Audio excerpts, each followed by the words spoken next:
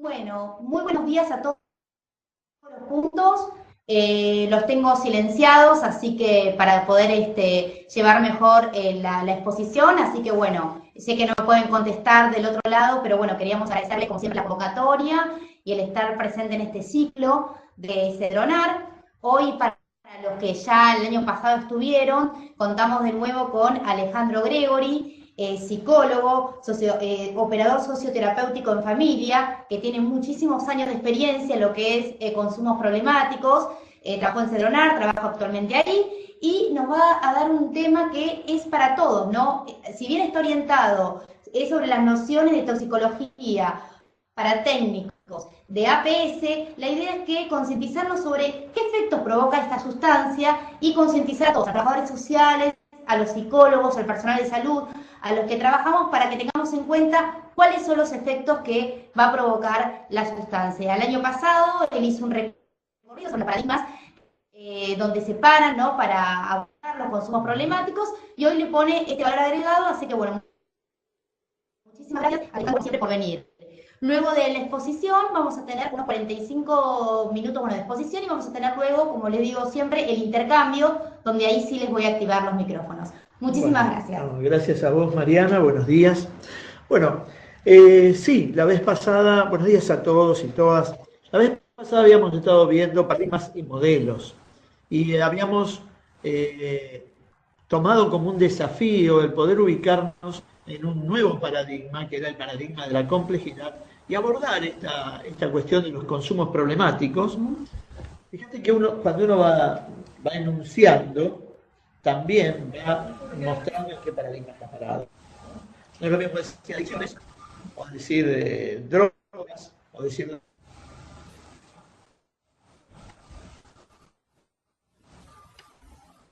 el paradigma de la complejidad. Tratamos de evitar rígidos, tratamos de pensar causal y lineal, y tratamos de ser un poco más dialécticos, por eso se llama paradigma de la complejidad, y adoptamos de alguna manera un modelo integral, donde pensamos a la persona que consume sustancias no como alguien que es culpable, no como alguien que hay que juzgar, tampoco como un enfermo, ni siquiera como alguien que está enfermo, puede estar enfermo o no, quien consume drogas, sino la idea era pensar que el que consume drogas, mejor dicho, el que tiene consumos problemáticos, porque por ahí drogas consumen la mayoría, ¿no es cierto? El que tiene un consumo problemático de sustancias, en realidad es uno de nosotros. Entonces habíamos dicho que desde esta óptica cambiamos la mirada de rescatar al otro, de salvarlo o de castigarlo, y entonces nos acercamos desde la solidaridad. Entonces pensamos que puede ser mi hermano, mi primo, mi hijo, mi nieto, mi madre, mi hermana, ¿no?, mi esposa. Entonces, desde esta óptica pensamos que quien consume sustancias es uno de nosotros, es un sujeto titular de derechos y es una persona que por determinadas circunstancias de la vida se ha enganchado con un consumo nocivo, con un consumo problemático. Y habíamos dicho que nosotros hacíamos una diferencia entre lo que era adicción y lo que era consumo problemático. Yo te pido que si a vos te surge alguna pregunta o algún comentario, lo hagas con todas esas. Y lo mismo los puntos digitales. Lo mismo los puntos Claro, digitales, pueden ir poniendo en el chat, estamos por YouTube y estamos en la aplicación. Así que lo pueden ir diciendo y les vamos a sacar el chat a todos. Cómo no, perfecto. Entonces, estas son las autoridades de Cedronar, que también los saludan. Y vamos entonces a ver un poquito este tema que vamos a abordar hoy, que es, si bien desde el paradigma de la complejidad, desde el modelo integral, nosotros creemos que no es lo fundamental, lo esencial de los consumos problemáticos no es la sustancia. ¿Se acuerdan que habíamos visto una tríada donde había hay un ruido allí que no sé de qué. Una tríada donde interactuaban un sujeto, el medio y la sustancia, ¿no es cierto? En los consumos problemáticos siempre interactúan estos tres sujetos, estos tres elementos. Y desde los dos primeros modelos que habíamos visto, que era el modelo ético-jurídico y el modelo médico-sanitarista, se ponía en el ético-jurídico el acento en la sustancia y en el médico-sanitarista también se le daba especial importancia a la sustancia y sus efectos nocivos y tóxicos, las consecuencias de su consumo, y también se rescataba al organismo, es decir, al sujeto no como un sujeto completo, digamos, como un sujeto complejo, sino que de alguna manera se lo reducía a un organismo que padecía, un organismo padeciente, un paciente, un organismo que padecía una adicción, una drogadependencia. ¿No? Esto son los dos primeros modelos que habíamos visto, que era el modelo ético-jurídico y el modelo médico-sanitarista. Como consecuencia en políticas públicas, cuando se bajaba esto a prevención, y bueno, se sostenía el abstencionismo, es decir, que no prueben la droga porque la droga es peligrosa, es tóxica, es mala, que se pruebe, y el prohibicionismo, porque desde el Estado la forma más lógica de impedir que alguien haga algo es prohibir.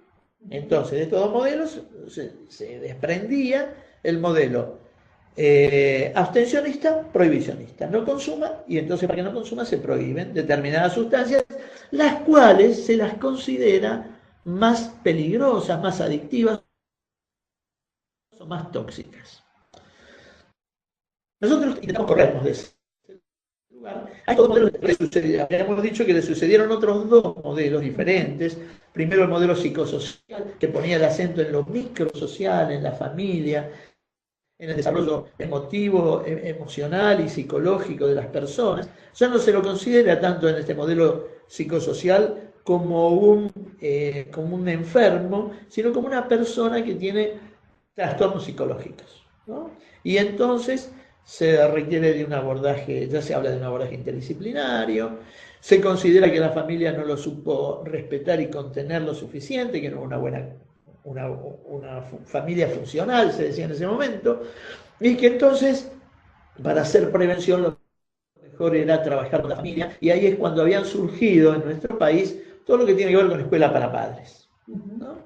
Buenos consejos, y que este programa, este modelo, ¿por qué fracasa este modelo? Habíamos dicho que este modelo fracasaba porque no tenía en cuenta lo macro social, sino solamente lo micro social. Es decir, no consideraba la diferencia entre una persona que vive en un barrio vulnerado, por ejemplo, una persona que no tiene las necesidades básicas satisfechas, o una persona que no tiene acceso a la educación, a la salud, que no tiene posibilidades de tener un trabajo digno. Entonces le hacía una diferencia con respecto a las personas que sí tienen solucionado ese tipo de problemas. Entonces, tampoco este modelo pudo dar cuenta de la realidad. Como una reacción a este modelo, surge, no sé si vos te acordás cuál, el modelo sociocultural, que es lo macrosocial, donde dice, en una sociedad contenedora, en una sociedad donde hay leyes justas, en una sociedad inclusiva, desaparece lo que es el consumo problemático, por lo menos como un fenómeno comunitario. Y por ahí puede haber alguna adicción o algún consumo problemático, pero en el individuo. Estos dos modelos, el psicosocial y el sociocultural, dan como consecuencia cuando vamos a la intervención, porque te acordás que nosotros habíamos dicho que era importante poder identificar el modelo en el cual uno se para interpretar determinada parte de la realidad y sobre todo este fenómeno de los consumos.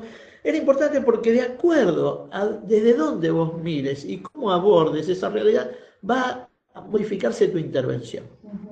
Entonces, no es lo mismo decir que un drogadicto es un vicioso que decir que una persona con consumo problemático es una persona que tiene determinados problemas.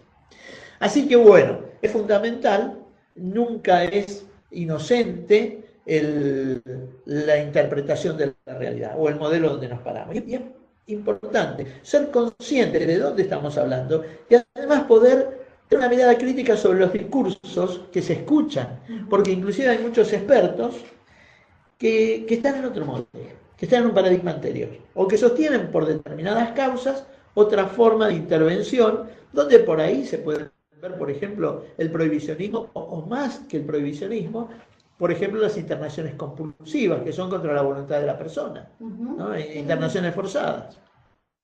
Así que bueno, estos dos modelos, habíamos dicho, el psicosocial y el sociocultural, traen como consecuencia, como política, lo que tiene que ver con reducción de riesgos y de daños.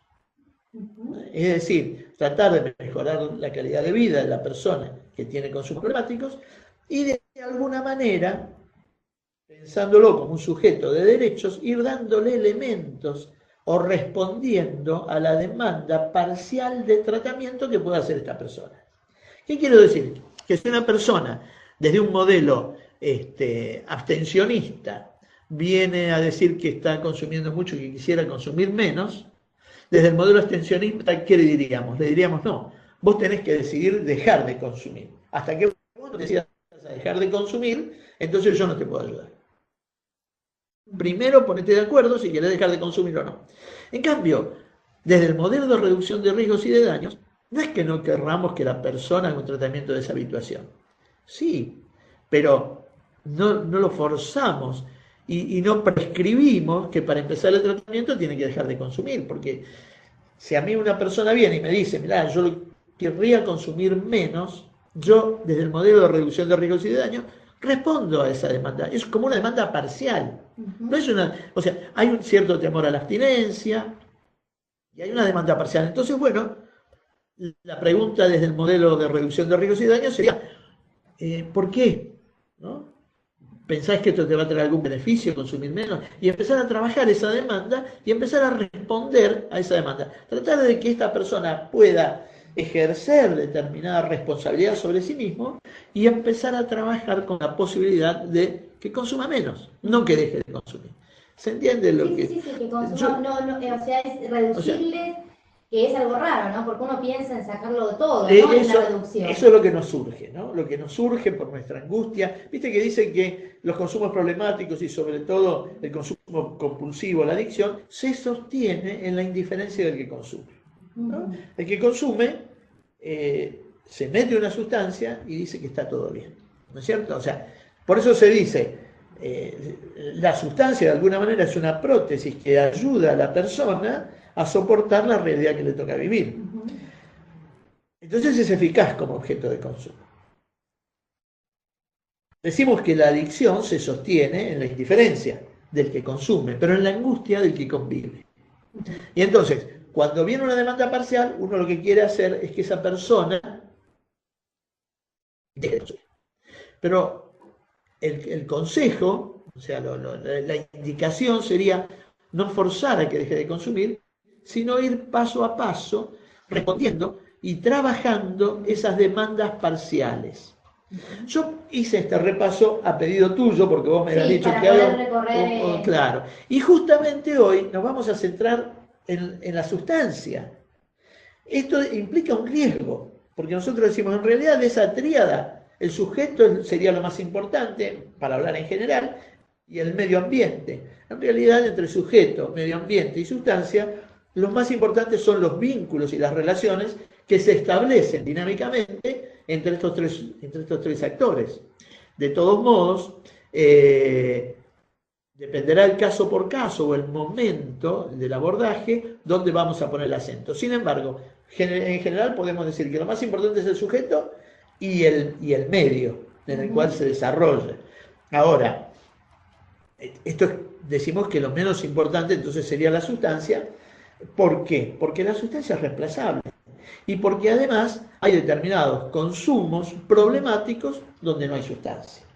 Sin embargo... ¿Y qué, si no hay sustancia, qué es lo que hay en ese consumo? Muy bien. Otras cosas. Claro, por ejemplo, ¿qué se te ocurre que puede haber un consumo problemático donde no hay sustancia? Por ejemplo, hablamos de la tecnología, puede ser uno. Perfecto, claro. Y otro puede ser las compras compulsivas. Las compras, las nuevas tecnologías, el juego, los deportes extremos, la velocidad. Estos son como un consumo de circunstancias, ¿no? ¿Qué ocurre cuando una persona es adicta o dependiente de determinados, por ejemplo, una persona que tiene una ludopatía o una persona que que no puede vivir si no se ata una soga a los pies y se tira de una grúa, ¿no? Es decir, a personas que necesitan esa sensación extrema y que dependen de esa sensación extrema, ocurre que en realidad también son dependientes de una sustancia, pero de una sustancia que genera el propio organismo. Porque hasta en esas circunstancias los organismos segregan distintas sustancias endógenas, como noradrenalina, adrenalina, endorfinas. Y entonces las personas que son, que tienen un consumo problemático de circunstancias, por decirlo de alguna manera, en realidad también hay una dependencia orgánica. Cuando hay adicción, también hay una dependencia orgánica a esa descarga de drogas endógenas. ¿Se entiende? Sí, de sí, drogas sí. internas, ¿no? Sí, que segrega el mismo organismo. Ahora bien, de todos modos esto no quiere decir que no debamos conocer qué es una droga, qué efecto produce. Y bueno, haciendo estas salvedades, vamos ahora entonces a tratar de ir profundizando un poco en el tema de las sustancias. ¿De qué hablamos cuando hablamos de drogas? Primero yo diría de tomar la definición de la Organización Mundial de la Salud, y es una visión que tiene que ver por ahí con un modelo médico-sanitarista, pero que aclara y que dice que droga es toda sustancia que ingresada en el organismo produce algún efecto, alguna modificación en el funcionamiento de ese organismo. Así que, desde esta óptica, cualquier cosa que nosotros tomemos, cualquier cosa que nosotros ingerimos, es una droga, porque produce alguna modificación. La comida, claro, la comida, absolutamente, hasta el agua. El agua hidrata el agua. Entonces, porque una es problemática y la otra no. Ahí está. La cuestión es la siguiente. Cuando hablamos de sustancias de abuso, no hablamos de todas las drogas. Nosotros decimos drogas y pensamos en drogas de abuso. En realidad, cuando nosotros hablamos de drogas y pensamos en drogas de abuso, estamos hablando de un grupo pequeño, específico de sustancias que son psicoactivas adictivas. Es decir, estas sustancias que podemos llamar psicoactivas son sustancias que alteran la percepción, es decir, cómo recibo yo los estímulos. Me puede alterar poco, moderadamente o mucho, ¿no? Las drogas alucinógenas, por ejemplo, alteran mucho la percepción. Y hay otras sustancias que alteran la percepción en menor grado. Pero todas las sustancias psicoactivas las vamos a poder identificar sobre todo por tres aspectos. Primero, alteran la percepción, modifican la percepción, percibo distintos los estímulos. Segundo, modifican mi estado de ánimo, cómo me estoy sintiendo. Tercero, por lo tanto, y como consecuencia, modifican la conducta.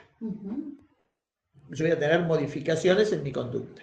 Estas sustancias son las sustancias que generalmente se abusa y las cuales se llaman sustancias psicoactivas adictivas.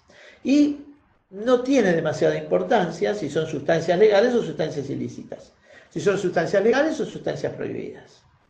Porque lo que realmente interesa es lo que pasa con la relación que un sujeto establece con esa sustancia. Quiero hablarles que, como muy bien dijiste vos, vamos a ver alguna introducción general a lo que es la toxicología y los efectos de las sustancias, no específicamente, no necesariamente para médicos o para psiquiatras, sino justamente a todas las personas que trabajan en salud mental o que trabajan en la comunidad y aquellos que están interesados en el tema. No es para toxicólogos, quiero decir, ni para médicos, ¿no? Entonces, no importa ya desde esta clasificación que vamos a empezar a ver ahora de las drogas, si son lícitas o ilícitas, eso a nosotros no nos tiene que preocupar.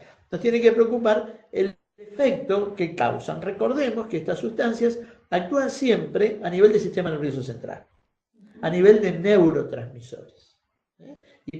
Y afectan lo que llamamos el mecanismo de recompensa del cerebro. Por eso es que nuestro organismo nos dice, quiero más, ¿no?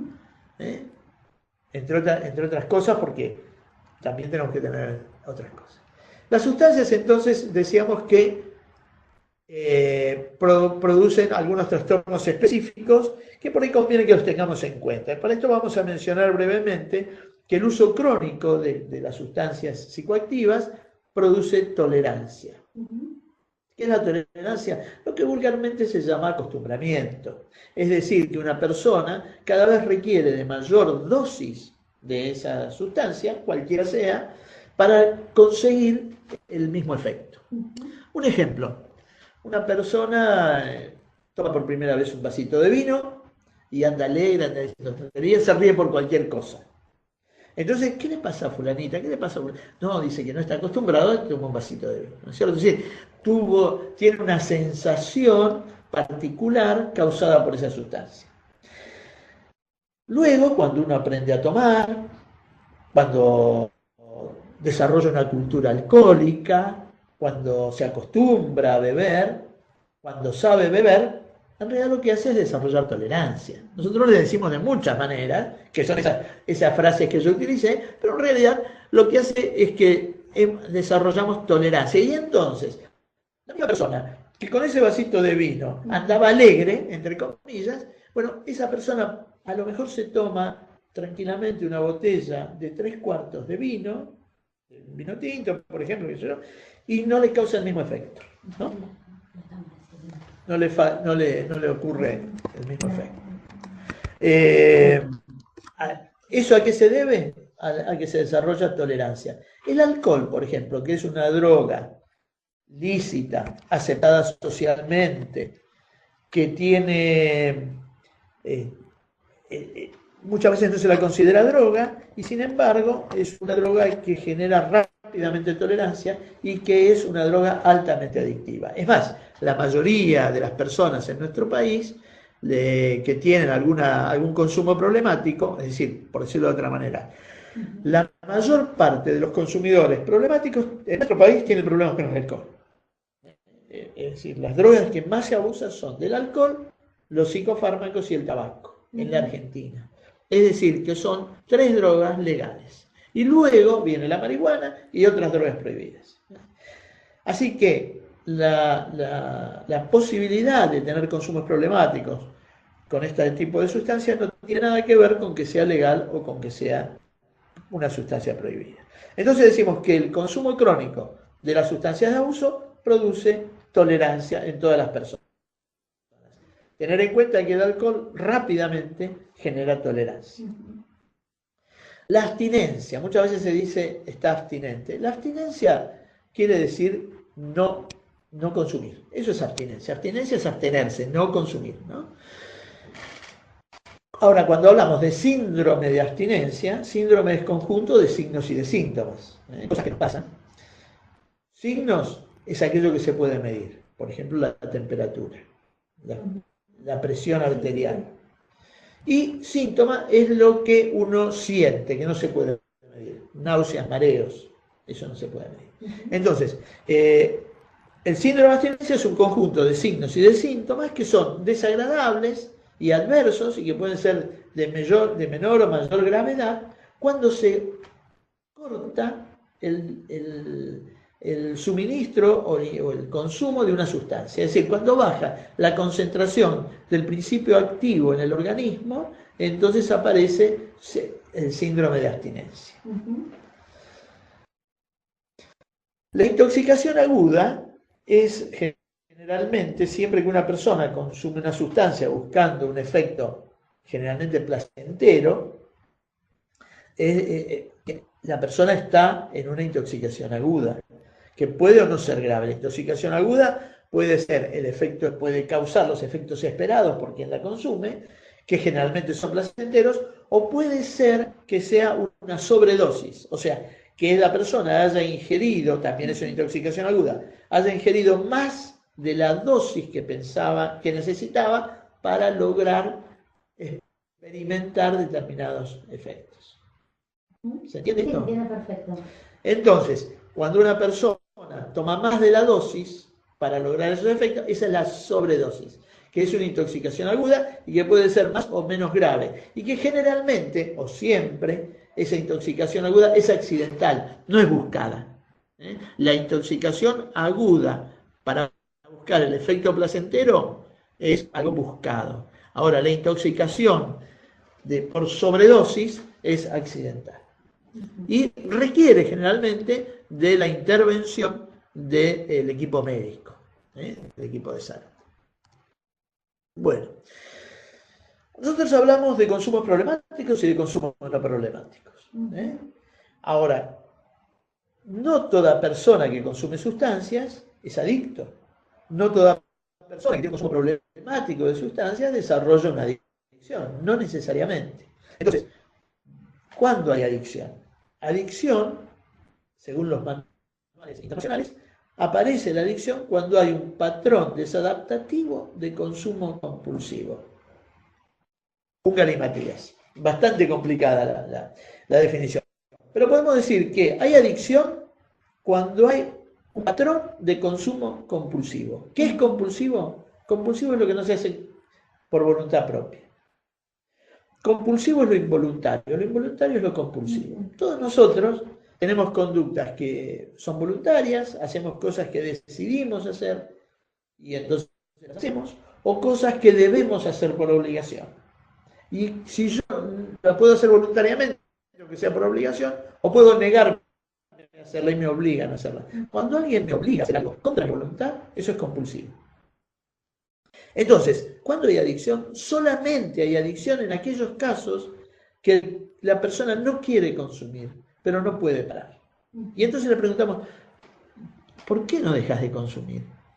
Porque no puedo. ¿Por qué? ¿Quién te obliga a consumir? No, no puedo porque es más fuerte que yo. La persona lucha contra su deseo, contra esa tendencia al consumo, pero termina sucumbiendo a eso. Y entonces, aunque no quiere consumir, muchas veces le pasa a los fumadores, que no quieren, dicen voy a dejar de fumar y dejan así el atado, y luego se pone nervioso, le pasa algo, se le seca la garganta, se le seca la boca, y bueno, total, un cigarrillo no va a pasar nada, y se convence a sí mismo de que puede fumar, y vuelve a fumar, no quiere fumar, lucha contra su deseo de fumar, pero termina fumando. Ahí hay un consumo compulsivo. Ahí recién hay adicción. De las personas que consumen sustancias, un 5% desarrolla una adicción. Es decir, que hay un 95%, nosotros decimos adicto a cualquier persona que anda con sustancias prohibidas. No, no es así, ¿no? Eso está parado, esa expresión obedece a un paradigma o a un modelo ético-jurídico, donde juzgamos al otro. Entonces decimos, es adicto, y decimos que es adicto como una forma despectiva inclusive. ¿Verdad? Entonces,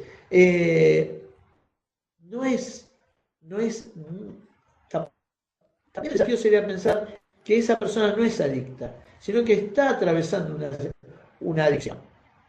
Por otro lado. Además, cualquier persona que consume sustancias no necesariamente tiene un consumo problemático. Si el consumo de una sustancia no genera inconvenientes, no genera problemas, no genera pérdidas, no trastorna, no pérdida de vínculos, problemas con los vecinos, problemas en el trabajo, si no le genera problemas o problemas de salud agudos, si no le genera problemas ese consumo, hablamos de que es un consumo no problemático. Ahora, no importa si la sustancia es prohibida o es legal, no importa la sustancia que consuma, ese consumo no es problemático. ¿Cuándo ese consumo se vuelve problemático? Cuando el consumo empieza a generar problemas y deterioro en la vida de la persona. Cuando esa persona empieza a generar problemas, cuando ese consumo empieza a generar problemas, cuando esa persona empieza a tener problemas, entonces hablamos de un consumo problemático. Y la persona puede volver a tener un consumo no problemático, puede dejar de consumir, o si no, el otro tema es que a pesar de los problemas que le genera ese consumo, esa persona sigue consumiendo. Si a pesar de los problemas que le genera ese consumo, esa persona sigue consumiendo, entonces podemos hablar de un consumo problemático con abuso de la sustancia. En ese caso, casi siempre, generalmente, va a requerir de algún tipo de intervención externa para poder superar ese consumo problemático. Ese consumo problemático no necesariamente puede ser abuso, pero no necesariamente es adicción. Entonces, lo importante que tenemos que tener en cuenta es que de los consumos problemáticos, no todas las personas terminan desarrollando una adicción, sino que la gran mayoría de las personas con algún tipo de consumo problemático no tienen. ¿Cuál sería la intervención allí? Del técnico, del amigo, del operador, del familiar. ¿Cuál sería? ¿Qué podemos hacer con una persona? Bueno, intentaremos problematizar ese consumo. ¿Cómo? ¿Qué quiero decir con esto? Bueno, si nosotros... ¿Qué es un problema del consumo? ¿Cómo problematizarlo? Claro, porque la persona que tiene un consumo problemático, si a pesar de los problemas no deja de consumir, sigue consumiendo, es probable, no es seguro, no es general, pero muchas veces ocurre que esa persona no le encuentra, no tiene problematizado el consumo, no se hace problema por ese consumo. Y entonces la excusa de que está bien, que lo maneja, que consume porque le gusta, que en realidad se pasó, pero que él puede dominar, porque no somos responsables. Entonces, es importante poder ayudar a esta persona a problematizar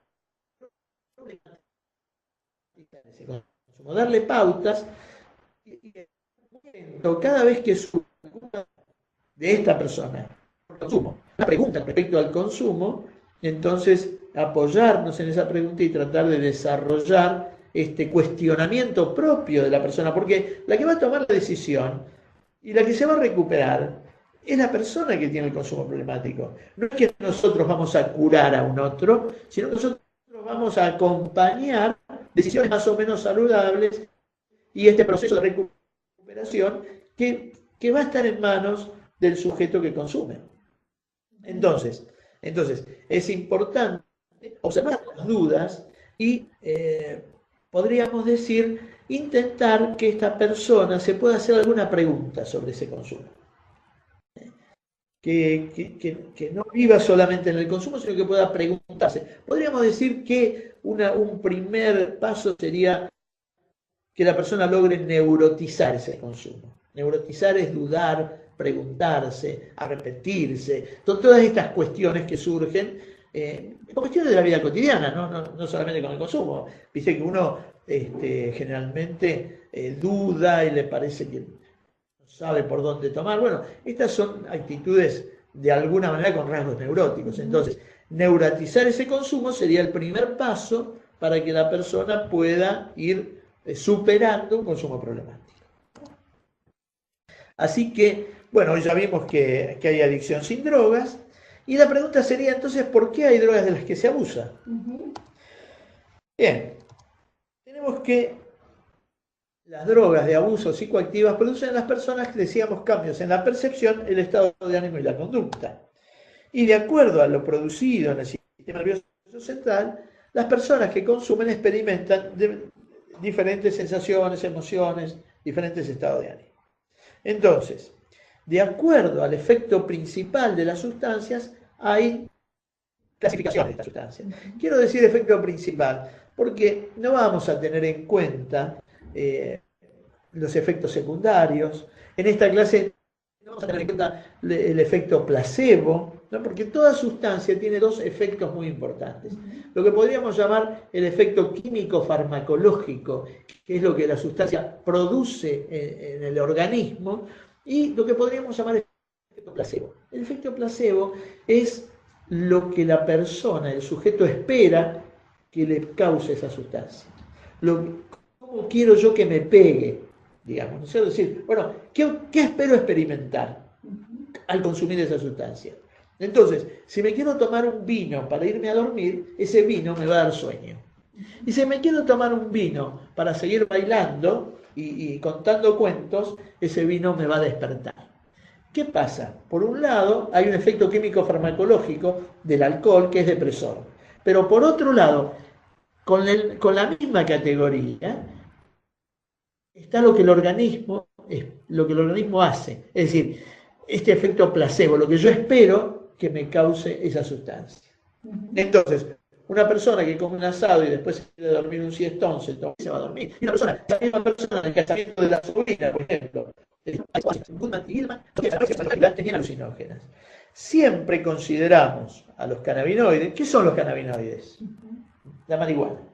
Todos los derivados de la marihuana le llamamos cannabinoides. ¿Por qué? Porque el principio activo de la marihuana es el tetrahidrocannabinol. Delta 9 tetrahidrocannabinol. THC. Claro, THC, como dice como la revista, ¿no? THC. Todos los derivados de la marihuana los llamamos cannabinoides, a todos los derivados de la marihuana. ¿Y por qué se sostiene que los cannabinoides no entran? Siempre los considerábamos alucinógenos, como un alucinógeno de poco efecto, un alucinógeno que generalmente no genera, no produce alucinaciones propiamente dichas, ¿no? Sino distorsiones en la percepción de la realidad, no alucinaciones propiamente dichas. Sin embargo, ahora se dice, en realidad no es tan así, porque a veces funciona como un alucinógeno. Si uno fuma, por ejemplo, un cigarrillo de marihuana en un recital, dice, funciona como un estimulante, o en una cancha de fútbol, funciona como un estimulante. Entonces se pone más loco y tiene más energía y no mide las consecuencias de sus actos. Y si uno lo fuma, por eso, perdón, no por eso llaman cannabinoides, sino que por eso se genera esta nueva categoría de sustancias. Y no la incluyen en alucinógenas, estimulantes o depresores. Sin embargo, yo quiero decir para todas las personas que trabajamos en salud pública y en atención primaria, que en realidad el efecto principal de la marihuana, o sea, del tetrahidrocannabinol, es la percepción, pero que no produce generalmente no produce alucinaciones propiamente dichas. Bueno, vamos a ver el síndrome alucinatorio. Síndrome, ¿se acuerdan que era conjunto de signos y de síntomas? Lo describen Goodman y Gilman, y los producen sustancias como el LSD, los alucinógenos como el cucumelo, la ketamina, llamada keta en la jerga, los cactus alucinógenos, que generan el organismo. Generan a nivel, podemos decir que en general todas las sustancias van a generar consecuencias orgánicas, físicas, y también consecuencias psicológicas, consecuencias más subjetivas, ¿no es cierto? Entonces, a nivel orgánico, en general, las drogas alucinógenas generan un leve aumento de la presión arterial, leve a moderada frecuencia cardíaca, aumento de la frecuencia cardíaca, un aumento leve y moderado de la frecuencia respiratoria, aumento leve a moderado de la temperatura corporal y tendencia alucinatoria que puede ser muy intensa. Hay algunas sustancias, como por ejemplo el LSD, llamado ácido lisérgico, los hongos alucinógenos, realmente que producen unas fuertes alucinaciones. Por ejemplo, el LSD provoca alucinaciones con todos los sentidos. Generalmente cuando uno pregunta qué es una alucinación, por ejemplo, yo te pregunto, ¿qué es una alucinación? Algo que pienso que pasa, pero no pasa. Te aluciné que pasaba, me lo imaginé. Muy bien. La alucinación, como definición, tenemos que decir que es la percepción sin el objeto. Percepción sin objeto es una alucinación. En general, cuando nosotros preguntamos qué es una alucinación, dice ver algo que en la realidad no está. Esa es la respuesta que nos dan casi siempre, y es lo primero que pensamos todos. Eso es una alucinación, pero es una alucinación visual. Y nosotros podemos alucinar con todos los sentidos. Tenemos alucinaciones auditivas, escucho voces o escucho música, alucinaciones gustativas, siento un gusto metálico en la boca, alucinaciones táctiles, y además podemos confundir la percepción de los sentidos. Entonces, por ejemplo, una persona que esté intoxicada con LSD tranquilamente nos puede decir, se llama sinestesia, nos puede decir estoy viendo una música o estoy escuchando un color. Que no existe. No. Ver una música, sí, ver una música o escuchar un color. En realidad la música se escucha y el color se ve. Bueno, hay una confusión en la percepción de los sentidos. Exacto, una distorsión de los sentidos. Claro. Las drogas alucinógenas pueden producir problemas bastante serios debido a esto.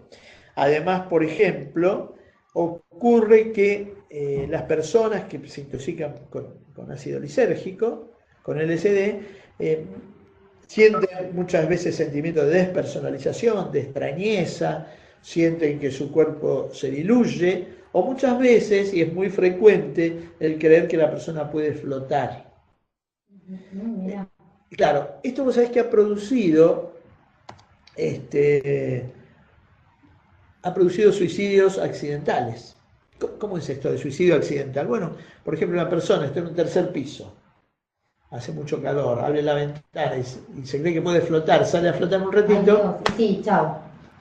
y bueno, o sea, no quiso suicidarse, pero termina suicidándose Porque la sustancia lo llevó a eso. porque no sé si la sustancia lo llevó a eso. No me gusta decir que la sustancia lo llevó a eso. Sí, el efecto que le causó la sustancia lo confundió y esta persona entonces se creyó que podía flotar. Y, ¿sabés qué? Porque está bien decir que la sustancia lo llevó a eso? Pero es como otra vez caemos en la cuestión medio determinista. ¿Viste? Con la sustancia siempre nos pasa que surge una tensión, porque además es mucho más cómodo poner el acento en la sustancia, ¿no? Y tenemos que trabajar con esto, tener siempre presente al sujeto que ingiere esa sustancia y qué hace ese sujeto con esa sustancia. No sé si me explico. Sí. Cuestionar por ahí a veces nuestra propia mirada, ¿no?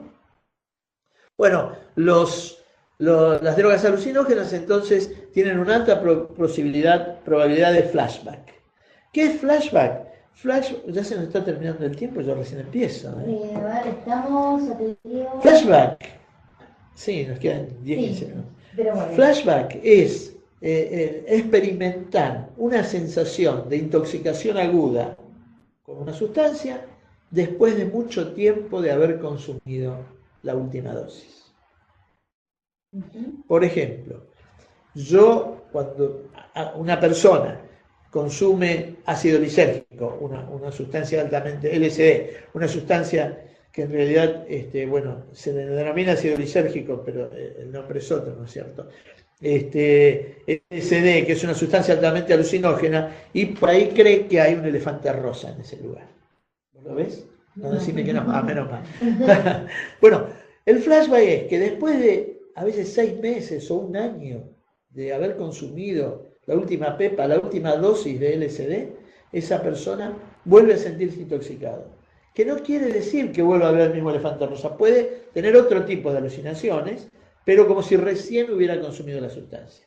Esto es muy frecuente en los hongos y en el ácido lisérgico, y es muy raro en la marihuana. Generalmente con la marihuana no ocurre el flashback.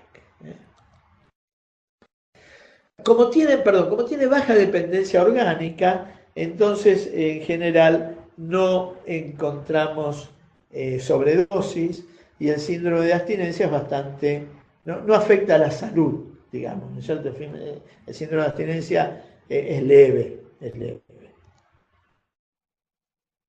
Bueno, el síndrome hipnosedante es de drogas depresoras del sistema nervioso central, que son aquellas drogas que nos relajan, que nos dan sueños, nos dan somnolencia.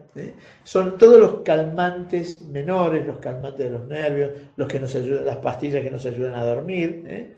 Los barbitúricos también entran dentro de drogas depresoras del sistema nervioso central.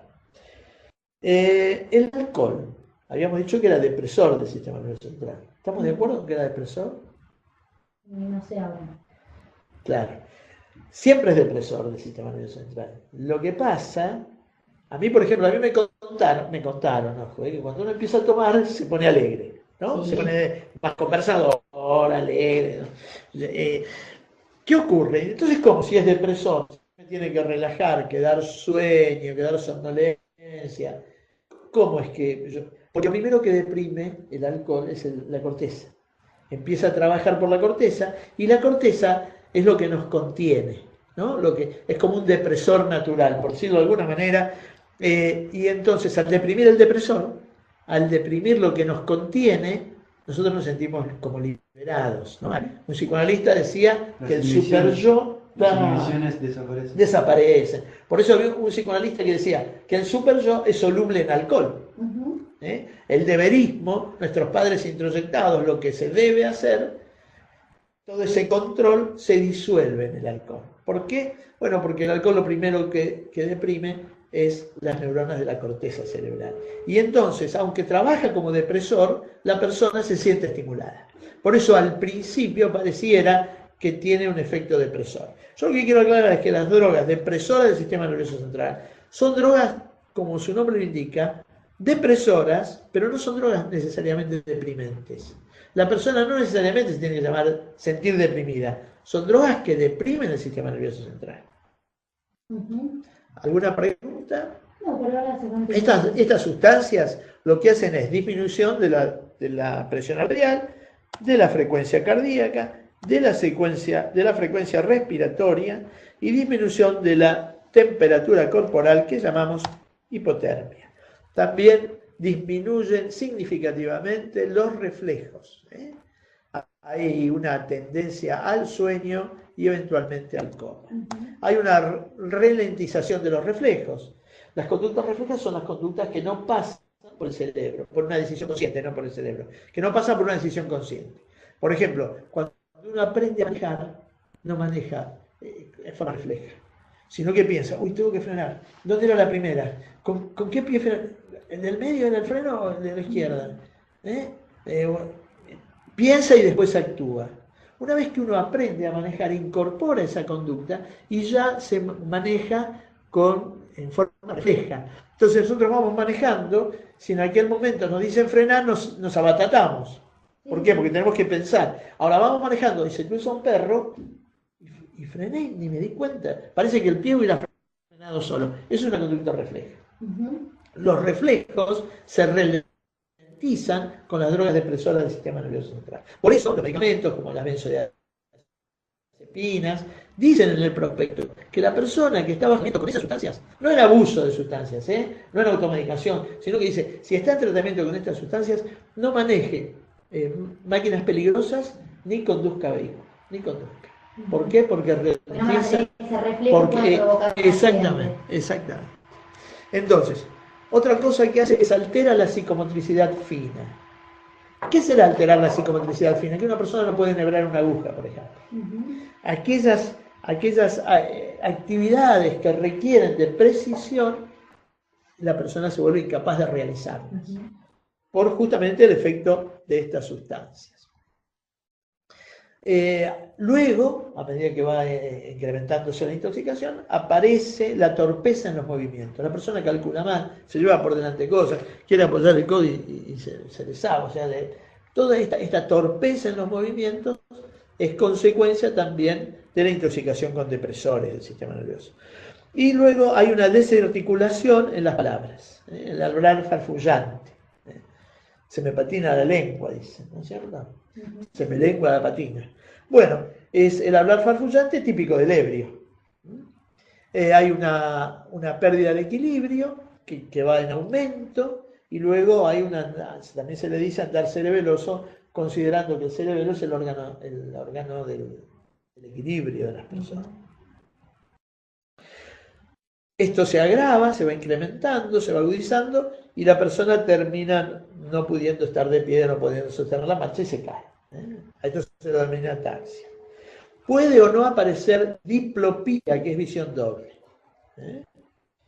Y somnolencia, coma y eventualmente muerte. Yo quiero aclarar acá que vuelvo a poner el acento en el alcohol, porque el alcohol es la única sustancia psicoactiva que puede causar la muerte, no solo por sobredosis, como la mayoría de las sustancias psicoactivas, la sobredosis de alcohol se llama coma alcohólico, sino también por abstinencia, es decir, por cortar de golpe el consumo de alcohol también puede producir la muerte.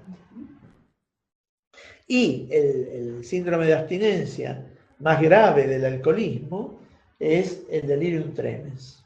El delirium tremens, si las personas no tienen una atención médica adecuada, las personas sin atención médica, hasta un 70% de las personas pueden fallecer sin atención médica. En cambio, bueno, con atención médica esto se reduce completamente, pero es importante tener en cuenta que este delirium tremens no surge inmediatamente después de cortar el consumo, sino que puede surgir a 24 horas después, a partir de las 12 horas, 24 y hasta 48 horas después de la última ingesta de alcohol. Y está en riesgo de vida la persona. La sobredosis se llama coma alcohólico.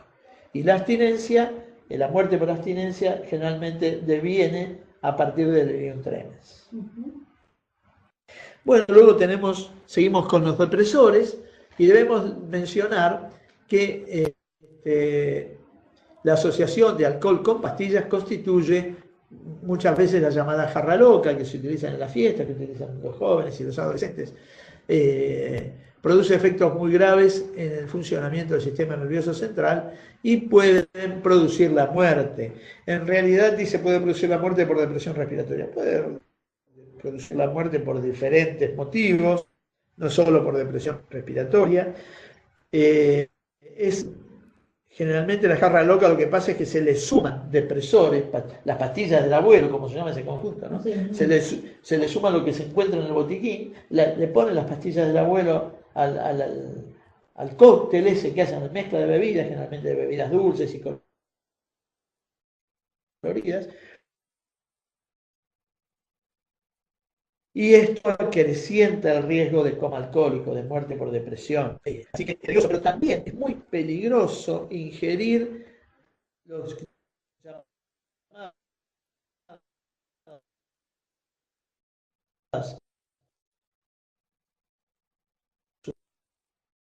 sustancias energizantes, acá lo dice, ¿verdad? Que se consumen grandes cantidades de alcohol con bebidas energizantes. ¿Qué hace la bebida energizante? Oculta, enmascara la intoxicación alcohólica. Y esto entonces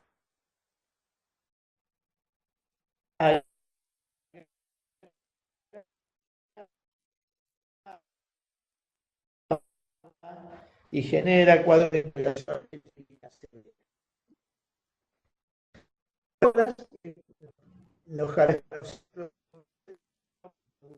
el sistema nervioso, el sistema de la frecuencia cardíaca, de la presión arterial,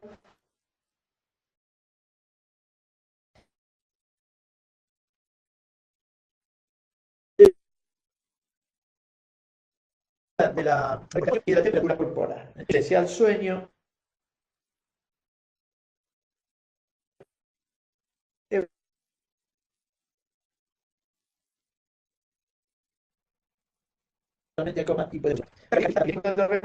Que es una de las intoxicaciones que se pueden tratar con un antídoto específico, que es la naloxona.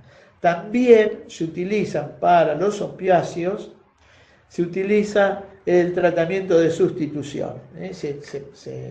Se da una sustancia, se suministra, se administra una sustancia que reemplaza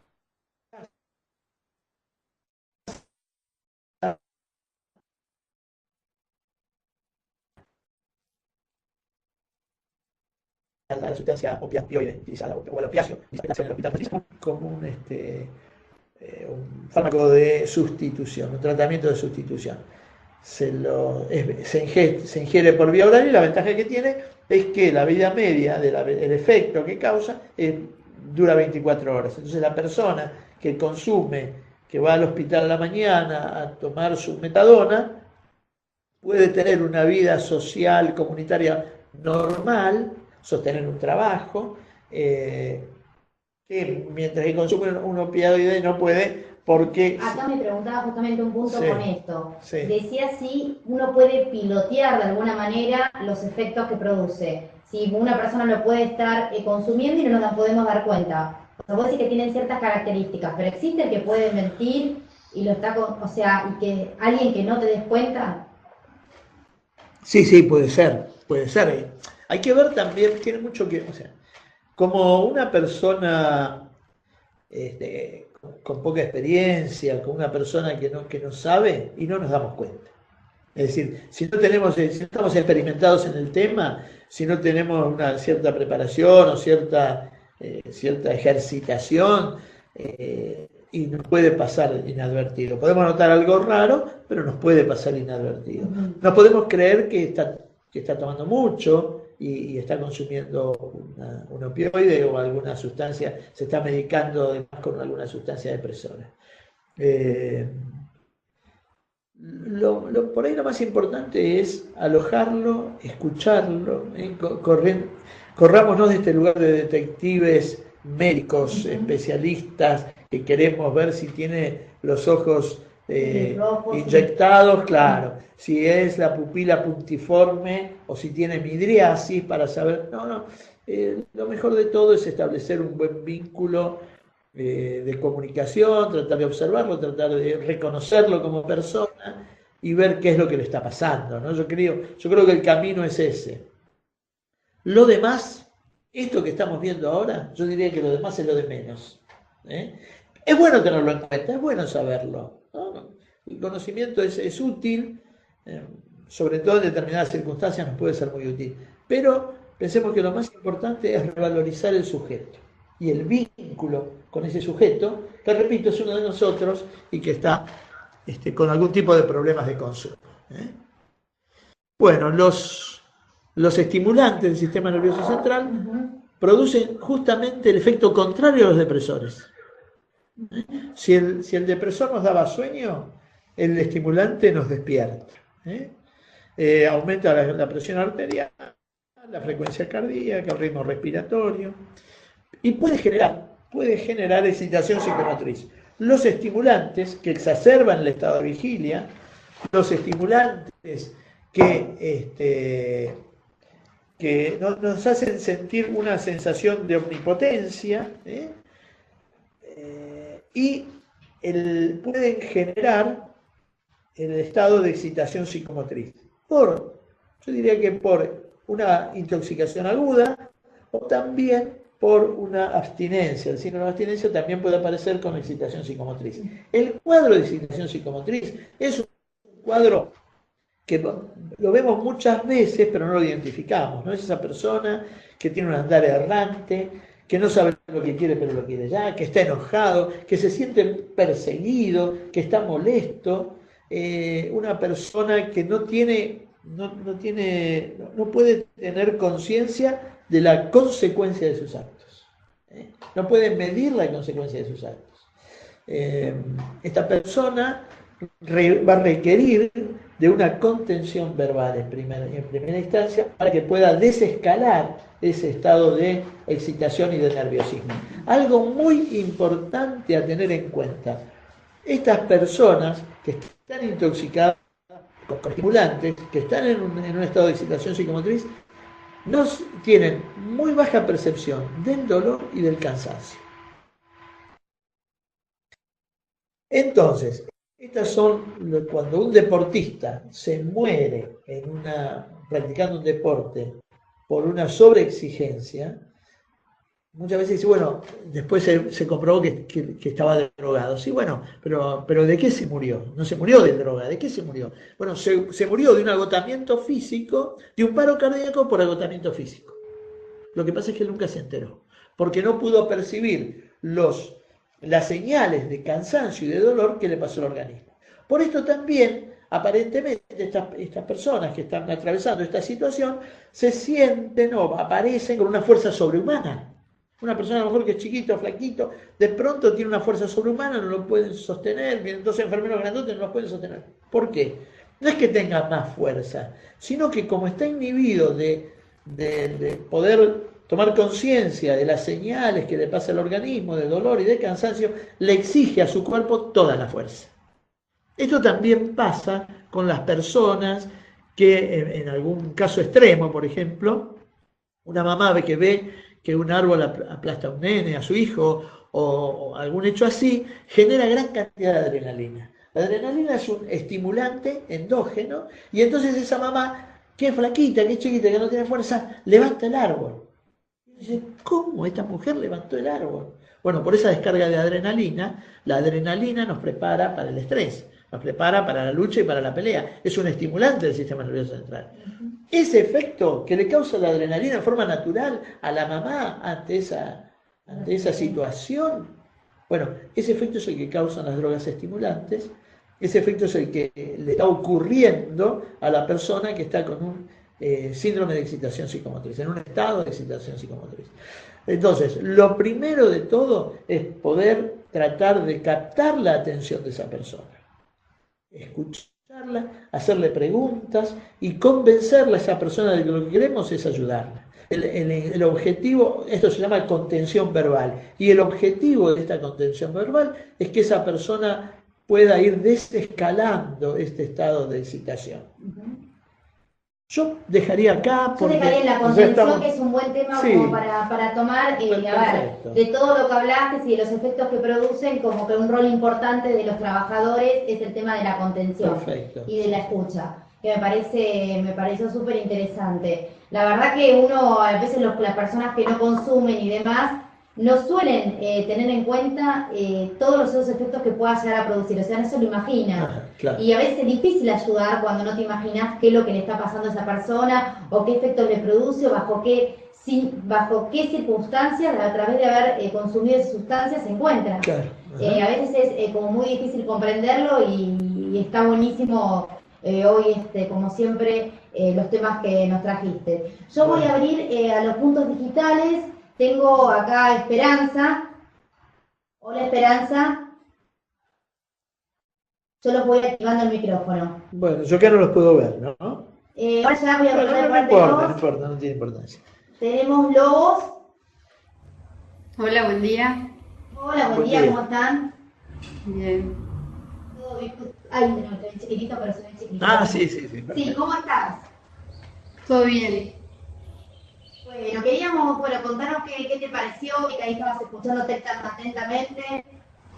La verdad es súper interesante y había puntos que por ahí yo no tenía muy en cuenta, como el tema en la parte que dijo no investigar como un doctor, sino escuchar. Y a veces uno siempre cuando ve a alguien así, lo primero que dice es mirarle los ojos, mirarle esto, mirarle el otro, y no escuchás a la persona. Esa parte me pareció muy, muy interesante, o sea, me llamó mucho la atención porque es verdad, es lo que solemos hacer en general, ¿no?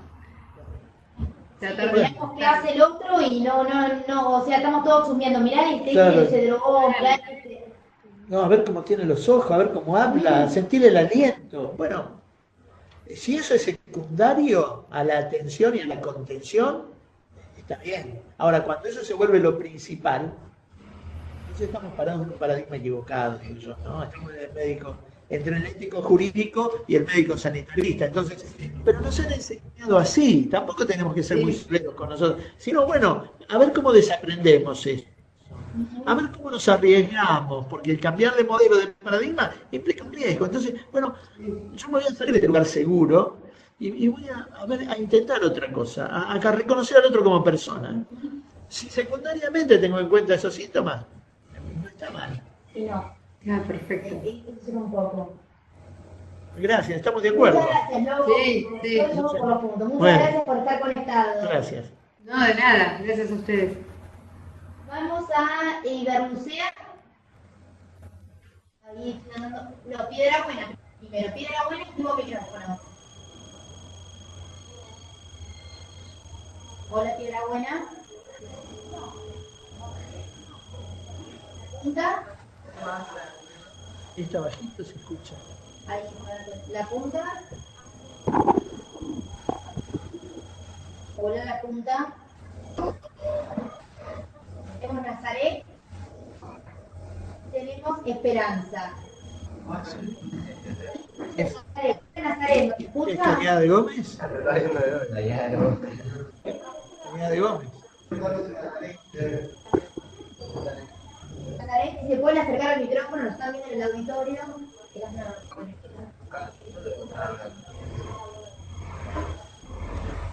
Escuchan, estaríamos lo único que si pueden acercarse al auditorio. Sí, al micrófono, perdón. Por eso, el micrófono.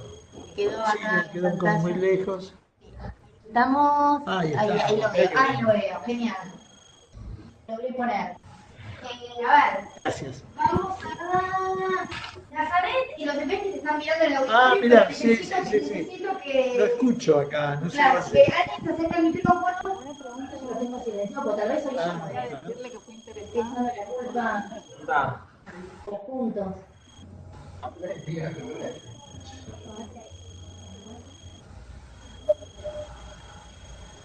Ahí yo tengo.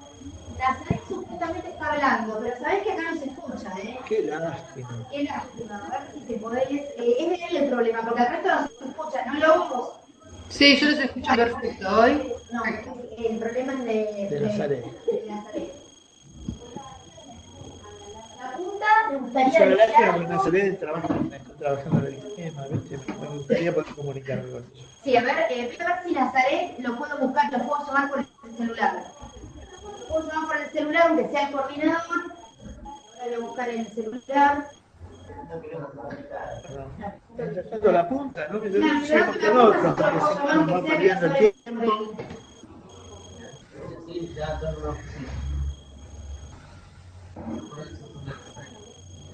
¿La punta nos escucha? Y ahí tenemos que... Ahí ¿Ya?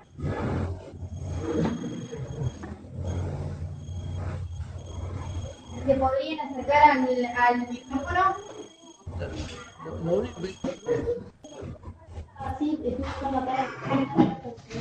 La Lucía estaba recién y se fue. Ahí Hola.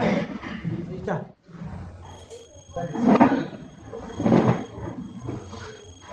Ahí volvió el Merlucea, ¿eh? Así, vamos bien. Claro. Por conexión de... Me voy a tratar de llamar a Nazaret.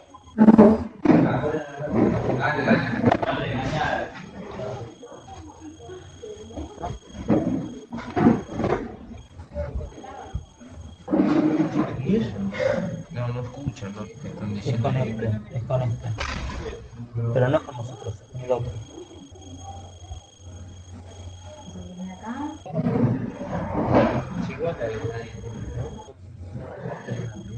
Claro, la pregunta que habían hecho en el chat, uno de los puntos era justamente si uno podía síntomas que uno no se diera cuenta. Claro. Gracias, querido. ¿Cómo se llama? En Nazaret.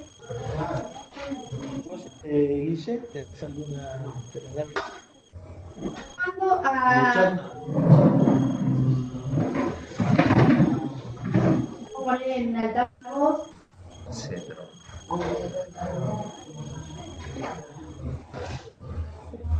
Estamos trabajando y sería bueno.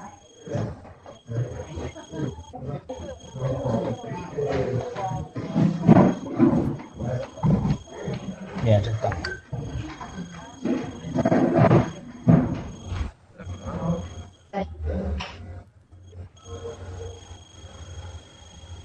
Estamos contando con Esteban de Nazaret.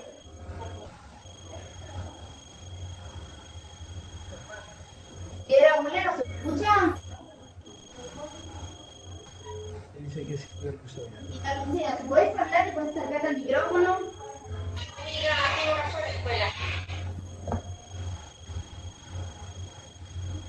Estamos bien comunicados. Sí, pero algunos nos escuchan, pero nosotros no los escuchamos a ustedes. Si bien que yo soy quien tengo los micrófonos, a ver, voy a... ¿Cómo? Raro.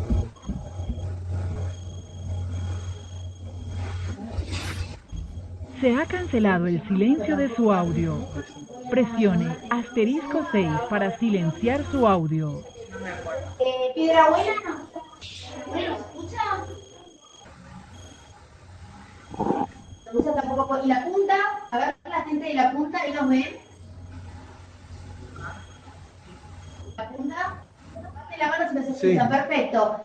¿Quieren acercarse al micrófono? No, ven Piedra Buena también quiere hablar y no se escucha. Ah, sí. Todos están queriendo hablar. Es decir, nosotros no los escuchamos. ¿Algún problema tenemos nosotros entonces? ¿No? Hola. Y esto no es que están en el...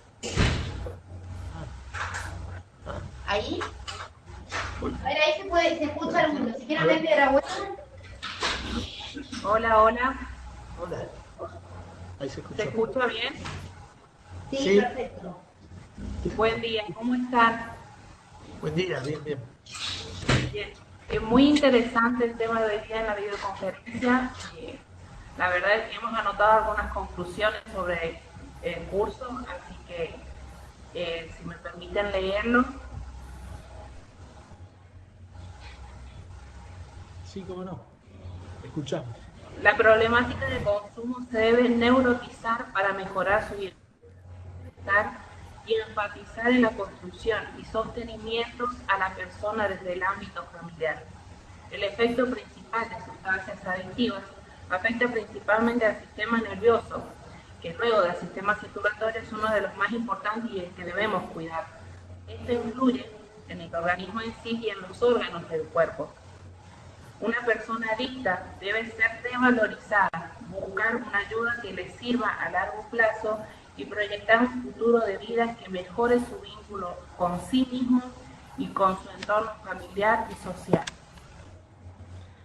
Bueno, en realidad está buena la conclusión, pero habíamos hablado de la posibilidad de permitir que la persona decida sobre sí misma, digamos. Yo quizá alguna pregunta sobre escuchar al otro, porque este tipo de problemática despierta mucha angustia en el otro, en la persona que no tiene el consumo problemático. Ahí dijeron adicto y no sabemos si esa persona que tiene un consumo problemático es adicto. Dijeron que se tiene que recuperar y bueno, ¿qué es recuperarse? ¿No? Recuperarse hasta dónde, de qué. Yo diría primero escucharlo un poco, a ver si hay alguna demanda, si quiere consumir una droga menos peligrosa, si quiere consumir menos, y tratar de ir trabajando esa demanda, ¿no? De la demanda del tratamiento al tratamiento de la demanda, ¿no? Tratar esa demanda, trabajar con esa demanda, escuchar a la otra persona y no tratar de realizar nuestro propio deseo en el otro, porque esto generalmente es muy frustrante y si nosotros decimos que tiene que hacer un tratamiento, la otra persona nos va a bajar la persiana y nos vamos a una indicación casi iatrogénica, diría yo, ¿no? Tratando de hacer un bien, empeoramos la cosa. Perfecta la respuesta. Muchas gracias, chicos, por participar y por el aporte. Muchas gracias. Muchas gracias.